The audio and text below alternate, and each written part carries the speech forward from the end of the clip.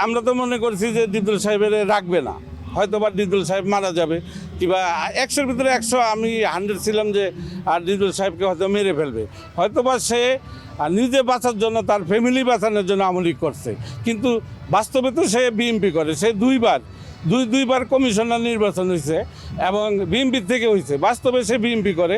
কিন্তু আমরা যদি আর এই এফডিসির সামনে একটা মানববন্ধন করতাম, প্রেস ক্লাবে একটা মানববন্ধন করতাম কিংবা এটা সারা বাংলাদেশের লোকের চোখে পড়তো এবং সরকারের চোখে পড়তো যে না, ডিপজল সাহেবের চলচ্চিত্রের লোকে চায়, তার এখন দরকার। কিন্তু ফিল্মের লোক হলো আপনার শতকরা 99 জনে হারামি, তারা বিগত দিনের কথা ভুলে যায়, সামনে যেটা পায় সেটাই লুইপে নেয়। এটা হলো মেন ফিল্মের সমস্যা।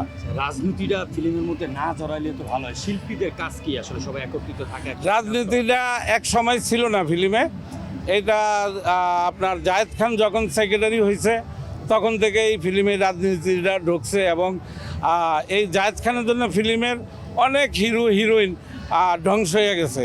কারণ ওর কথা শুনলে সবাই আওয়ামী লীগে যোগ দিয়েছে, আওয়ামী লীগের টেরাকে গেছে, আওয়ামী লীগের মিছিলে গেছে, ঠিক আছে। কিন্তু ডিপজল সাহেব আওয়ামী লীগ করছে, কেউ তাকে কোনো মিছিল মিটিংয়ে কেউ দেখে নাই, এটা আমি গ্যারান্টি দিয়ে বলতে পারি। দেশে দেশে সবার সাথে দ্য নিউজ।